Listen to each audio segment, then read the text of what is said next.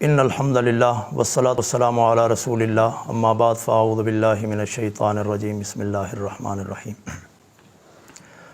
کل ہمارے پڑوس میں جو واقعہ ہوا تو اس کی تفصیل میں بتانا ضروری سمجھتا ہوں، چونکہ اس وقت سوشل میڈیا پر اس حوالے سے بہت ساری افواہیں گردش کر رہی ہیں۔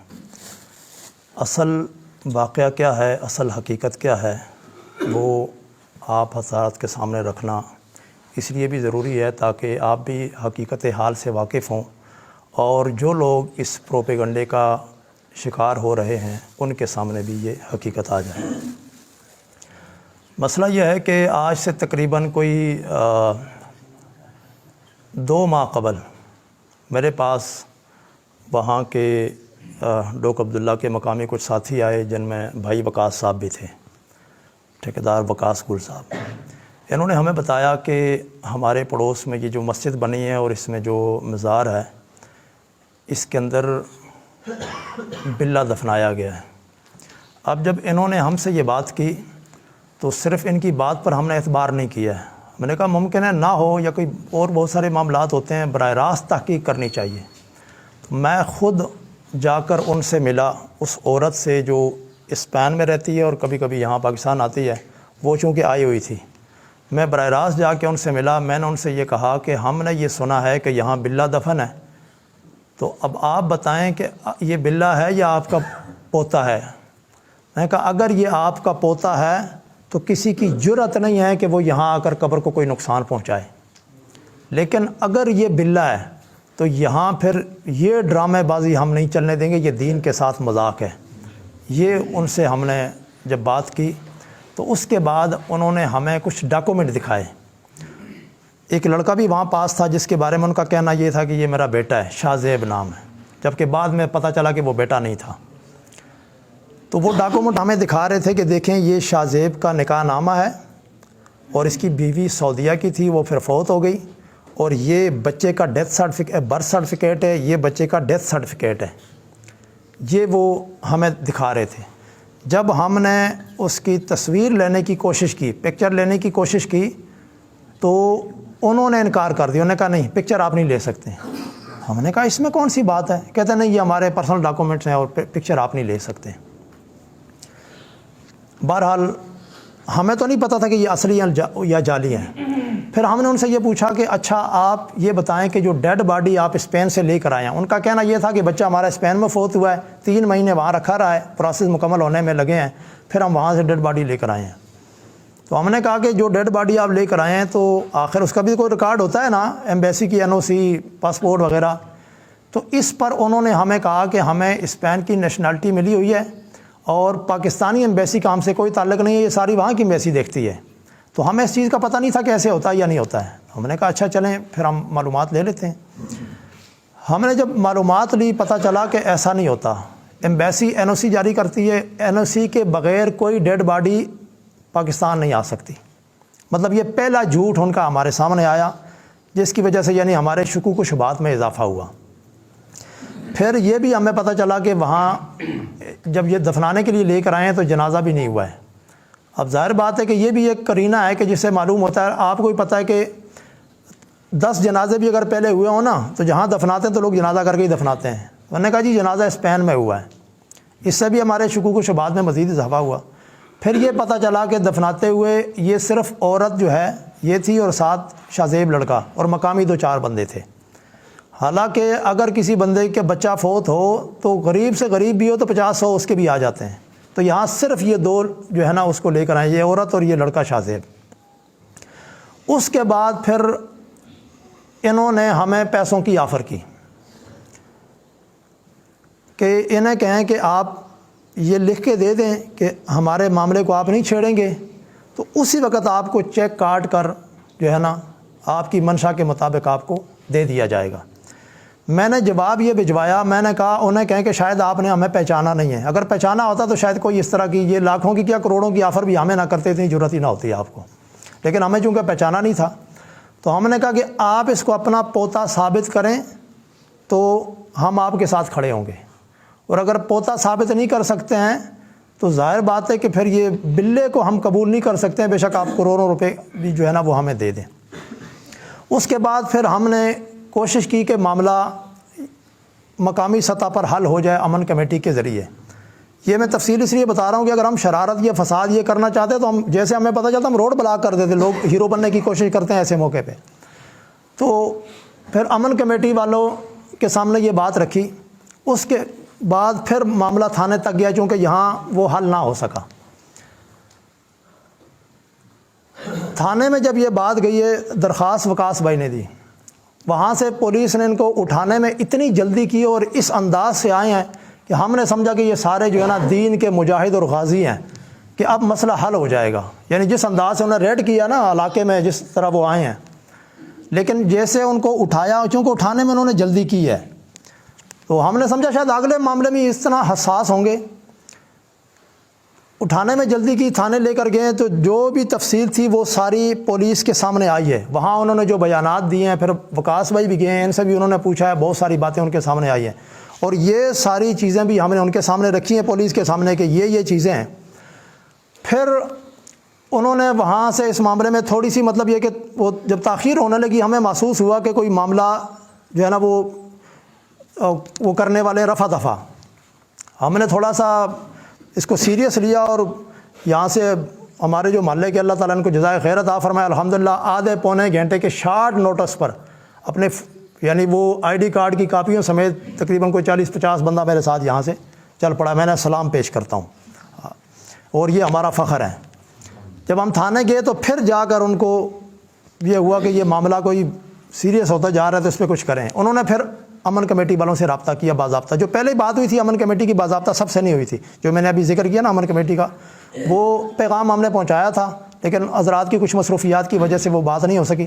لیکن بعد میں انہوں نے باضابطہ پوری امن کمیٹی کو تھانے بلایا اور وہاں سب کے سامنے جو ہے نا یہ بات ہوئی. ان کا یہ کہنا تھا پولیس کا, جو ہمیں پتہ چلا کہ اس معاملے سے جان چھڑائیں, اس کو رفع دفع کریں, جو پولیس کا موڈ تھا. تو وہاں یہ طے ہوا کہ میرا موقف یہ تھا کہ ان کو باہر نہ جانے دیا جائے. میرا اپنا موقف یہ تھا کہ ان کو نہ جانے دیا جائے, چونکہ یہ باہر جائیں گے تو پھر معاملہ ہمارے لیے زیادہ مشکل ہو جائے گا. ان کی موجودگی میں سارا مسئلہ حل ہونا چاہیے.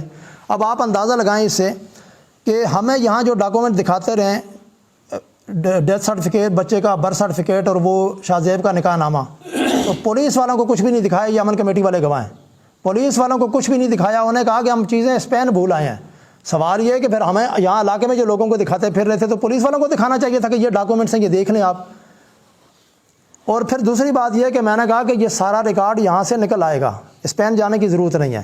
لیکن سارے حضرات کا یہی مشورہ تھا کہ ان کو جانے دیا جائے, کیونکہ وہ کہہ رہے ہیں کہ جی ہمارے پاس ساری چیزیں وہاں ہیں تو ہم بھیج دیں گے. تو ہم نے کہا چلیں اگر مسئلہ ایسے حل ہوتا ہے تو ہم اپنی بات سے ہی جو ہے نا وہ پیچھے ہٹ جاتے ہیں, جانے دیں ان کو, لیکن مسئلہ حل ہونا چاہیے. اب انہیں جانے دیا گیا. یہ تقریباً میرے خیال ہے 18 تاریخ کو ہمارا یہ وہاں معاہدہ ہوا تھا. 22 تاریخ کو ان کی فلیٹ تھی, 22 تاریخ کو وہ چلے گئے. اس کے تقریباً 10-15 دن ہم انتظار کرتے رہے, کیونکہ تھانے میں ہم نے معاہدہ کیا تھا نا کہ بھی قانون کے مطابق وہ جو راشد کیانی صاحب جو تھے انہوں نے کہا تھا, ہم نے آئی بی کو بھی لیٹر لکھ دیا ہے اور ایف آئی اے کو بھی لکھا ہے. اور یہ جیسے ہی رپورٹ آئے گی کہ ڈیڈ باڈی باہر سے نہیں آئی ہے تو انشاءاللہ ہم قانونی کارروائی کریں گے. اب آپ بھی یہ جانتے ہیں کہ یہ 2 گھنٹے کا کام ہے. اگرچہ پولیس ہمیں وہ کرتی رہی ہے کہ یہ اتنا لمبا پروسیس ہوتا ہے فلاں ہوتا ہے, لیکن یہ لالی پاپ ہمارے سامنے نہیں چلتے ہیں, ہم سب سمجھتے ہیں. تو 15 دن ہو چکے تھے. نہیں یہ جو ہمارا وہ ہوا تھا معاہدہ ہوا تھا, اس کے بعد ہماری خاموشی کو 15 دن ہمیں ذکر کر دیں جس مہینے میں معاہدہ ہوا تھا. فروری میں, فروری کے 18 غالباً 18 تاریخ تھی. 10-15 دن ہم خاموش رہے اور میرے بارے میں پھر مشہور کیا جا رہا تھا کہ اس کو بھی پیسے مل گئے ہیں. ایک پولیس والا نے بھی کہا, میں نام نہیں لینا چاہتا ہوں, انہوں نے کہا جی پیسہ اس بھی ہم کھاتا ہوں, چپ ہو گیا. اب جب مجھے پتہ چلا تو میں نے کہا یار ایک تو یہ ہماری شرافت ہے کہ ہم انتظار کر رہے ہیں ان کا, اور یہ بھی ان کی خوش قسمتی تھی کہ یہ انتظار ہم نے زیادہ کر لیا اور میں تھوڑا سا اور کاموں میں مصروف تھا, ورنہ تو 15 دن کے انتظار کی کیا توق بنتی ہے. لیکن میرا شکوہ اپنے ان بھائیوں سے بھی ہے, امن کمیٹی والے ہمارے دوست ہمارے بھائی ہیں. دیکھیں ان کا بھی کام بنتا تھا کہ جب وہ سست ہیں 15 دن میں وہ نہیں تو کچھ نہ کچھ آپ بھی ہمارے ساتھ کوئی ہیلپ کرتے ہو, ان تک پیغام پہنچاتے ہیں بھائی معاملہ حل کرو. تو بہرحال چونکہ شکوے اپنے سے ہوتے ہیں, ہمارے بھائی ہیں ہم, لیکن شکوہ اپنے سے ہی ہوتا ہے کہ یہ حضرات بھی اگر ہمارے ساتھ اس طرح اس معاملے میں وہ کرتے تو شاید پولیس اس حد تک جو ہے نا سستی کا مظاہرہ نہ کرتی. 15 دن کے بعد جب ہم نے دیکھا کہ معاملہ جو ہے نا اب الزام ہمارے اوپر لگ رہا ہے کہ پیسے انہوں نے کھا لیے ہیں اور اب یہ اس لیے معاملہ ٹھنڈا ہو گیا ہے، تو ہم نے احتجاج کی کال دے دی۔ جب ہم نے احتجاج کی کال دی تو پھر پولیس متحرک ہوئی۔ یہ بھی ہمارے ملک کا ایک المیہ ہے کہ جب تک آپ روڈ پہ نہیں آتے ہیں، جب تک کوئی ہلا گلا نہیں کرتے ہیں، تو کسی کے کانوں پہ جوں تک نہیں رینگتی ہے، مجبوراً پھر یہ کرنا پڑتا۔ ورنہ اللہ گواہ مسجد میں بیٹھا ہوں، روزے کی حالت میں ہوں، لا الہ الا اللہ محمد رسول اللہ، طبی طور پر مجھے بڑی تکلیف ہوتی ہے روڈ پہ آنے کے لیے۔ پھر لوگوں کو تکلیف ہوتی ہے، بیچارے مزدور لوگ ہوتے ہیں، کوئی غریب کہیں جا رہا ہے، کوئی بیمار ہے، مریض ہے، لیکن دوسری طرف معاملہ ایسا ہوتا ہے کہ پھر آخر جب حد ہو جائے تو پھر یہی ہمارے ملک میں اور تو کوئی راستہ ہی نہیں ہے۔ اب جب ہم نے احتجاج کی کال دی تو پھر انتظامیہ متحرک ہوئی، پھر کالوں پہ کالیں، پھر رابطے کر رہے ہیں، جی آپ سے ملنا ہے، بات کرنی ہے۔ ہم نے اگرچہ اشتعال تھا، سب کچھ تھا، مقامی ساتھی بھی ہمیں کہہ رہے تھے بھی اب نہیں ملنا ہے ان سے، لیکن پھر بھی میں نے کہا یار چلے، فساد نہ ہو، فتنہ نہ ہو، روڈ پہ آنے کی ضرورت ہی نہ پڑے، پہلے ہی معاملہ حل ہو جائے۔ ہمارا مقصد یہ ہے کہ معاملہ حل ہو جائے۔ پھر ہم وہاں گئے، تھانے بیٹھے، ان سے بات ہوئی تو انہوں نے کہا جی ایس ایچ او صاحب نئے آئے ہوئے ہیں، اور ایس ایچ او صاحب نے بھی کہا میں نیا آیا ہوں، تو پہلے والے ایس ایچ او جو ہیں وہ چلے گئے ہیں، ہاں ملک عبدالعزیز صاحب، اور بڑے اچھے طریقے سے وہ ملے۔ مطلب اس وقت تک انہوں نے جو ہم سے بات چیت کی ہے، جس طرح ہمیں ملے ہیں اس وقت تک، مطلب وہ بہت اچھے طریقے سے ہمیں ملے ہیں، بڑے با اخلاق طریقے سے۔ تو انہوں نے کہا کہ آپ مجھے اب مطلب یہ ہے کہ کچھ دن دے دیں تو میں اس معاملے کو جو ہے وہ دیکھتا ہوں، تو انشاءاللہ جتنا جلد ممکن ہو سکے اس معاملے کو حل کریں گے۔ تو میں نے کہا ٹھیک ہے، اگر آپ کہتے ہیں ہم آپ کو بھی ٹائم دے دیتے ہیں۔ اس کے بعد تقریباً کوئی 1.5 ہفتہ گزر گیا، لیکن ایف آئی اے کی رپورٹ، وہ جو 18 تاریخ کا معاہدہ تھا کہ ایف آئی اے کو لکھا ہے، اس وقت تک 1.5 ہفتے کے بعد بھی ایف آئی اے کی رپورٹ نہیں آئی، جو 18 تاریخ کو لکھی تھی، اور اگلے مہینے کے کوئی 10 کے قریب یا 12 اس کے لگ بھگ تاریخ تھی۔ تو اس کے بعد تو پھر ہم نے اپنے پوری پنڈی کے جو ہمارے ذمہ دار ہیں ان حضرات سے بھی رابطہ کیا، اور جتنے ہمارے یعنی حلقہ احباب تھا، کہ اب ہم نے ہر صورت جو ہے نا وہ احتجاج کرنا ہے۔ پھر وہ حضرات ہمارے یہاں تشریف لائے، ایس ایچ او صاحب بھی تھے، ڈی ایف سی صاحب بھی تھے، دیگر حضرات بھی تھے، یہیں ہم بیٹھے۔ میں نے کہا جی اب میرے بس میں نہیں ہے احتجاج کی کال واپس لینا، کیونکہ یہ تو پھر ایک ڈرامہ ہوگا نا۔ لیکن بہرحال وہ دوسرا احتجاج بھی پھر ہم نے پوری ایک ترتیب کے ساتھ اور بڑی مشکل کے ساتھ اس کو، یعنی اس کا رخ چینج کیا ہے۔ مؤخر تو ہم کر نہیں سکتے تھے، ہم نے اس کا رخ چینج کر لیا کہ چلے معاملہ حل ہو جائے۔ لیکن اس کے بعد بھی یعنی وہ کوئی معاملہ حل ہونے کے آثار نظر نہیں آ رہے تھے۔ ہم نے کہا یہ کون سا مشکل کام ہے، اتنا اہم معاملہ یہاں ہے، اور تاریخ ہم نے بتا دی ہے، اس تاریخ کو وہ لوگ اسپین سے آئے ہیں، اس ایئر لائن میں آئے ہیں، ایئر لائن کا نمبر بتا دیا، بندوں کے نام دے دیے، آئی ڈی کارڈ ان کے دے دیے، اور پیچھے رہ کیا جاتا ہے؟ یہ تو پولیس خود بھی جا کر ایئرپورٹ سے ریکارڈ نکلوا سکتی ہے۔ تو انہوں نے ہمیں یہ کہا کہ جی ایف آئی اے ہماری بات نہیں مانتی ہے، مطلب انہوں نے ابھی تک ریکارڈ نہیں دیا، تو ایف آئی اے ہمارے انڈر نہیں ہے۔ تو میں نے کہا پھر آپ ہٹ جائیں، ایف آئی اے کا باپ بھی ریکارڈ دے گا، ان کی جرت کیسی ہے؟ یہ ہمارے ٹیکسوں پہ پلنے والے یہ جو بیٹھے ہوئے ہیں، یا تو انہوں نے پیسہ کھایا یا نااہل، ہم ان کو دیکھ لیں گے۔ میں نے کہا یہ ہمارا کام ہے، بڑے سے بڑا افسر بھی ہو نا، ہمارے لیے کوئی مشکل نہیں ہے۔ میں نے کہا ہم ان کو دیکھ لیں گے جو ایسی پوسٹوں پہ بیٹھ کے جو ہے نا اس طرح کی خباثت کر رہے ہیں۔ تو یہ آخری وارننگ ہم نے دی، ہم نے کہا کہ ایف آئی اے کو کہیں کہ یہ ریکارڈ نکلوا لیں۔ اس کے بعد کچھ دن پھر گزر گئے، ہم نے پھر رابطہ کیا، جی کیا بات ہے، ایف آئی اے نے کوئی ریکارڈ دیا ہے؟ نہیں دیا۔ کہا جی ابھی تک نہیں دیا ہے۔ ہم نے کہا آپ ہمیں وہ کاپی دیں۔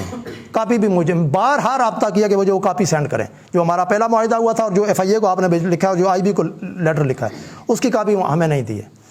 تو اس میں پھر یہ جاوید شاہ جو ڈیری حسن آباد کا رہنے والا، اس نے جو ہے نا وہ یہ اپنا سارا ورک شروع کیا، اور پروپیگنڈا بھی شروع کیا، اور کچھ اس طرح ہمیں یہ اطلاع ملی کہ کچھ چیزیں جعلی بنانے کی کوشش ہو رہی ہے۔ اب ہم نے کہا کہ ہمارے اداروں کا یہ حال ہے، آگے جا کر یہ تو جعلی چیزیں اور یہ تو پروسیس اور لمبا ہوتا جائے گا۔ تو ہم نے کہا سیدھی بات ہے کہ جا کے پھر جو ہونا ہم یعنی 2 مہینے تک جو ہم کر سکتے تھے قانونی طریقے سے ہم نے کیا ہے۔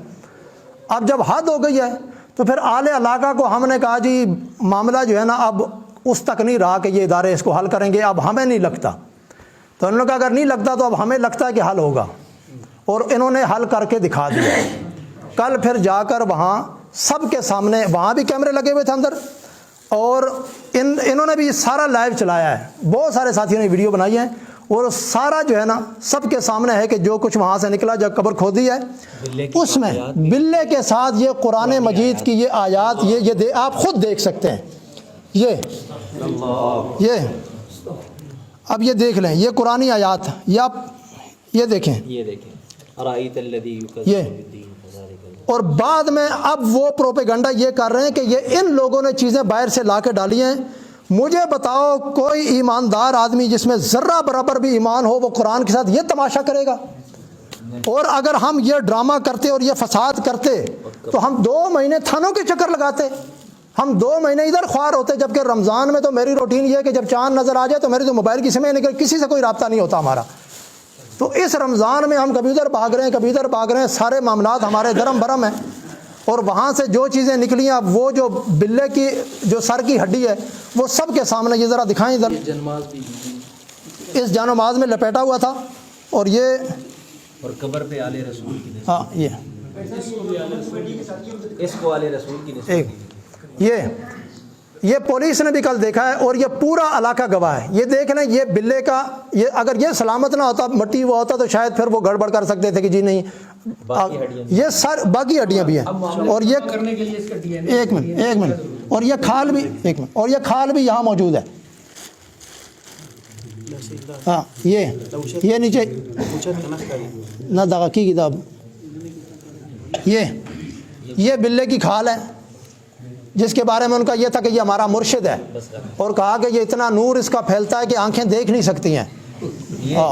نام کیا رکھا ہوا تھا؟ نام ان کا رکھا ہے کہ سید نور شاہ, اور یہ ہمارا پوتا ہے. آل رسول کی نسبت دی اس کو, اور اوپر مزار بنا کر پورا یہ نا قرآن خوانیاں ہوتی رہی ہیں اس پہ. جب میں ملنے گیا تھا وہاں, جیسے ہی میں کمرے سے داخل ہوا مجھے کہا جی فاتحہ پڑھ لو. میں نے کہا بلوں پہ نہ پہلے کبھی فاتحہ پڑھی نہ بعد میں ہم کوئی پڑھتے ہیں. ہاں ہم تو فاتحہ پڑھتے ہیں انسانوں کے لیے, سال ثواب بھی انسانوں کو ہوتا ہے, بلوں کو نہیں ہوتا. تو اس لیے یہ ساری صورتحال تھی جو آپ حضرات کے سامنے ہم نے رکھ دی ہے. اور یہ اس لیے رکھی ہے چونکہ اس وقت وہ پروپیگنڈا ہو رہا ہے کہ جی یہ پیسوں کا لین دین اور اس طرح کے معاملات تھے اور خواہ مخواہ یہ چیزیں کی ہیں.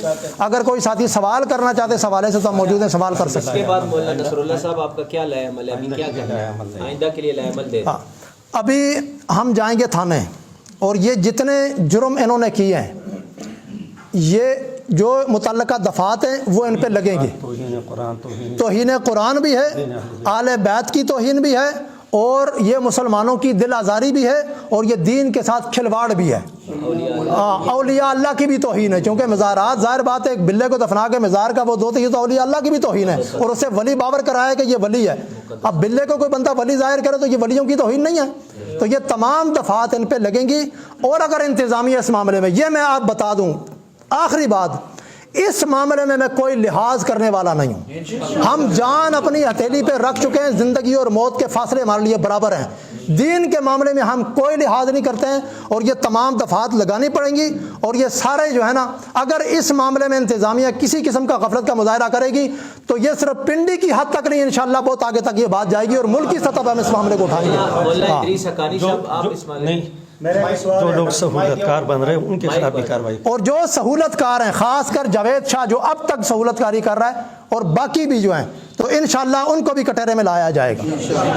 حضرت اس میں جو ابھی کل ایس پی صاحب اور ایس ایچ او کہہ رہے تھے کہ یہ اتنے شواہد اور اتنے 300-400 بندوں نے یہ عینی گواہ ہیں, وہ سب کچھ بلے کے سر اور اس کی جو کھال وغیرہ دیکھی, اس کے باوجود وہ کہہ رہے ہیں کہ ڈی این اے کے لیے بھیجا جائے گا. آئے یہ کوئی حربہ ہے مزید اس کو تاخیر کرنے کے لیے؟ بہرحال چونکہ اس کا تو وہ ایویڈنس ہے آپ کو ریٹن میں, یہ تو ویسے آپ دکھا رہے ہیں نا, کورٹ مانگتی ہے ایویڈنس کو ریٹن میں پیپر پہ, اس کا وہ سارا ذکر پیپر پہ ہے کہ یہ نکلا ہے اس میں.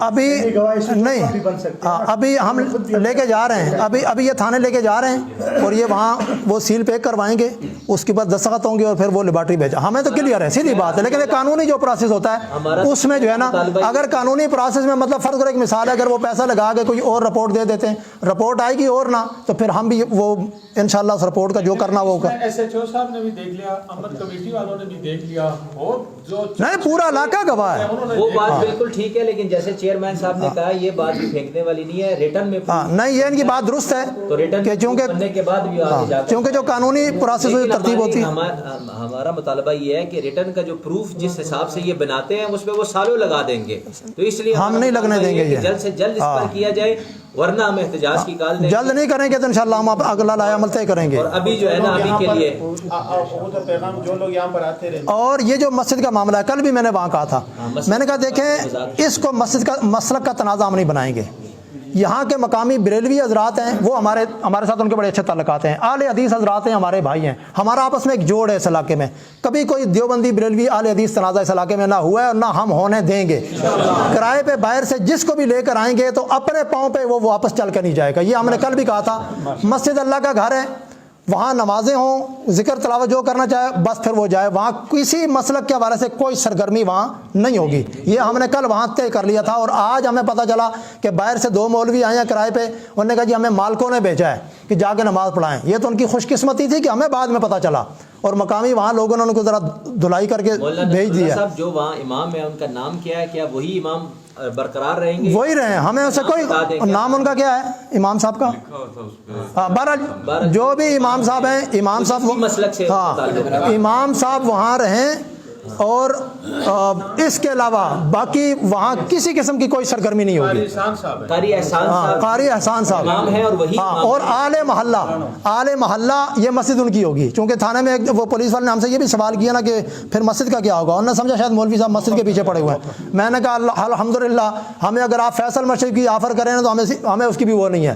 ہم اس سے بہت اونچا سوچتے ہیں اور اونچی جو ہے نا وہ ہماری پرواز ہے, تو ہمیں ان چیزوں میں نہیں الجھتے. مسجد آل محلہ کی ہوگی, نماز اور وہ جو سلسلہ ہے وہ اسی طرح چلتا رہے گا. لیکن باہر سے کسی کی مداخلت ہوئی تو جو بھی پھر حالات خراب ہوں گے ذمہ دار انتظامیہ ہوگی. ٹھیک ہے جی, دعا کریں.